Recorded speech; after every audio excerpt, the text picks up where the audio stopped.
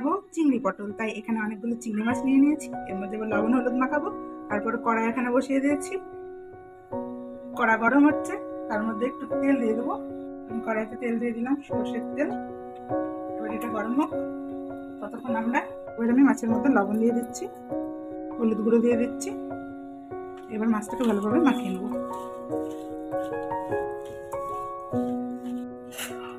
কড়াইতে তেল গরম হয়ে গেছে, এবার আমি মাছগুলোকে ছেড়ে দেবো।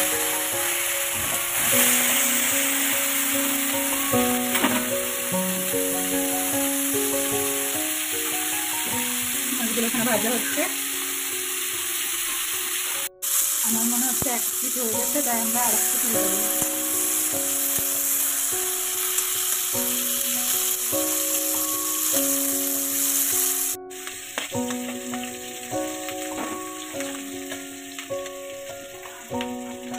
মাছগুলো এখানে ভাজা হয়ে গেছে, হালকা হালকা লাল কালারের হয়েছে। এবার আমি কড়াই থেকে মাছগুলোকে তুলে নেবো।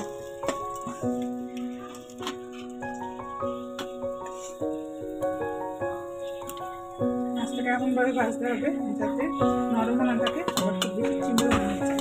কড়াইতে ফার্স্টে সর্ষের তেল দিয়ে দিচ্ছি গরম হতে। এবার আমি কড়াইয়ে পটলগুলো, আগে থেকে টুকরো করে রাখা পটল, তেলের মধ্যে দিয়ে দেবো।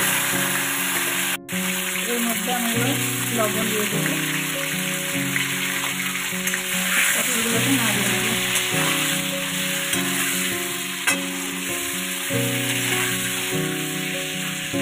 পটলটা ভাজা হবে।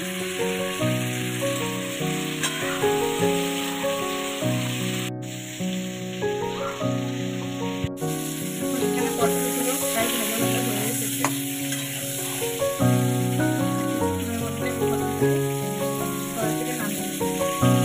পটল ভাজাগুলো কমপ্লিট নিতে হবে।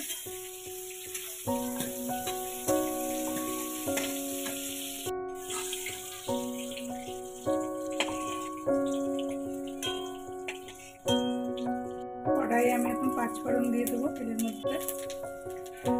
কেটে রাখা, টুকরো করে কেটে রাখা আলুগুলো এখন তেলের মধ্যে দিয়ে দেবো। এবার এর মধ্যে লবণ দিয়ে দেবো আর হলুদ দেবো।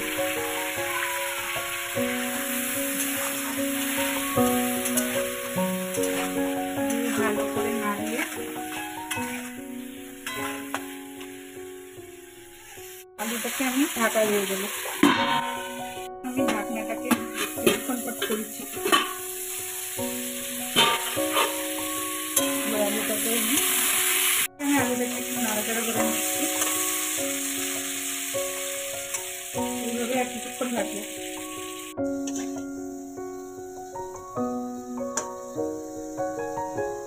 আলু ভাজা কমপ্লিট। এবার আলুগুলোর মধ্যে পটলগুলো আগে থেকে ভেজে রাখা দিয়ে দিলাম।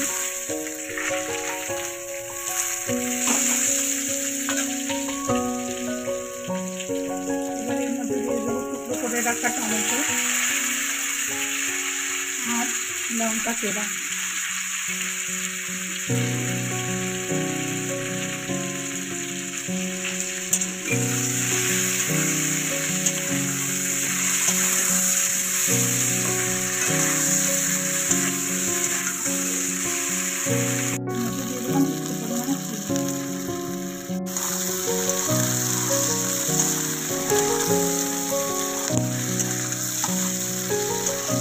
এখানে আমি আগে থেকে আদা বেটে নিয়েছি, পেঁয়াজ বেটে নিয়েছি আর রসুন বেটে নিয়েছি। এর সাথে আমি এখন অ্যাড করবো জিরের গুঁড়ো। এখানে সানরাইসের জিরের গুঁড়ো দিচ্ছি, আর এখানে লাল লঙ্কার গুঁড়ো সানরাইসের।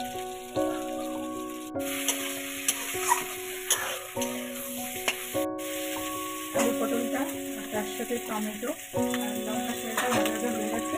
এবার এর মধ্যে আমি মশলাগুলোকে সব দিয়ে দিচ্ছি।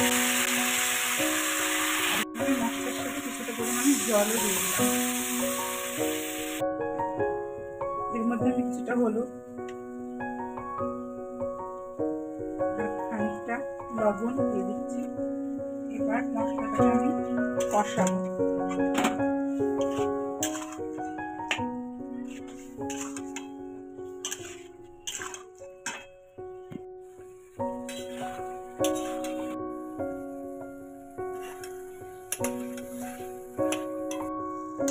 এখানে ভালো করে মশলাটাকে কষিয়ে নিচ্ছি।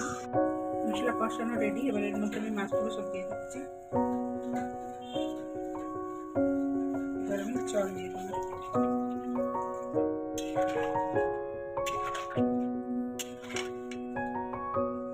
এবার আমি তরকারিটাকে ঢাকা দিয়ে দেবো কিছুক্ষণের জন্য। জল গরম হয়ে গেছে আমাদের। তরকারিটা নামিয়ে নেব। এখন রেডি হয়ে গেছে আমাদের আলু পটল চিংড়ি।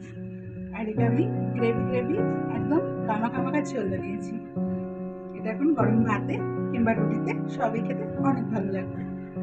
Thanks for watching. Like, comment and subscribe please.